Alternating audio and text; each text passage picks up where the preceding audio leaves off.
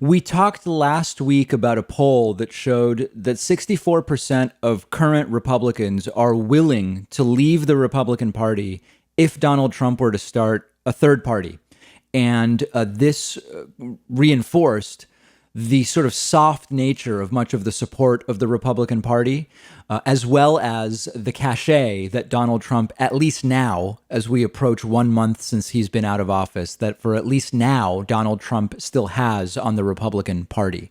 But that is all hypothetical. Those are people who would be willing to leave the Republican Party. What about people that are leaving, and not because Trump started another party, but just because they're leaving? There's a very interesting series of studies, many of them out of California, some out of Florida as well, which show that there are already thousands and thousands of voters in some counties that are leaving the Republican Party. And where they are going remains a question, and we're going to talk about that in a moment. But this seems to be a reaction to the defeat of Donald Trump, combined with 2 months of lies about the election supposedly having been stolen from him. And voting experts at the University of Florida say that there are thousands and thousands of Republicans that are or traditional Republicans that are no longer registered as Republicans anymore, and that while there are often changes to party registrations all the time, and in particular after elections, that the number of Republicans leaving the party are significantly greater in number than the number of Democrats that are changing their registrations. They looked at San Diego County in California, as well as some other parts of the country, and it appears as though the January 6th Trump riot was sort of like the straw that broke the camel's back. It's unclear that it alone is the explanation for why so many Republicans are abandoning their party, but rather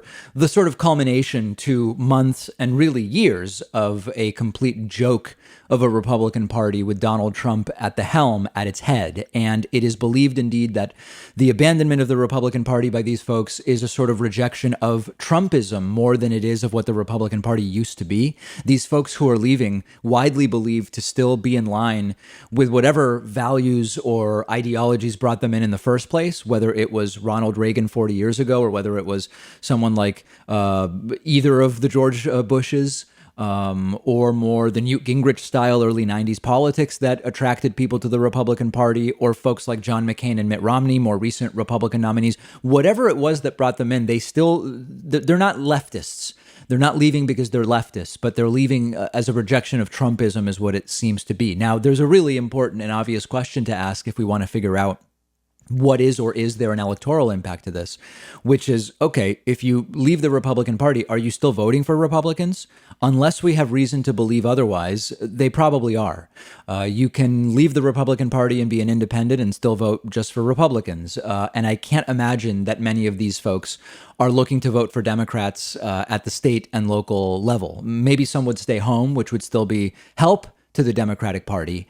And sadly, I believe most of these folks will be very quick to return. If indeed what they're doing is rejecting Trumpism by leaving, as soon as the media focus gets back to Black Lives Matter is terrible, and Joe Biden's allowing immigrants into the country, and the debt and the deficit and all of that tried and true stuff that we predicted Republicans would go back to after Trump, and that we're already seeing them go back to after Trump, I believe many will return to the party. And importantly, I don't think many of these folks will opt to vote for Democrats rather than whatever Republicans they can vote for in 2022 and in 2024, assuming Donald Trump is not the nominee at that point in time. So, independents who used to be Republicans that still vote for Republicans, not super interesting. And it's important to know as a general political concept, when we talk about independents, there are some folks who like to frame themselves as these enlightened centrists that are not loyal to either party.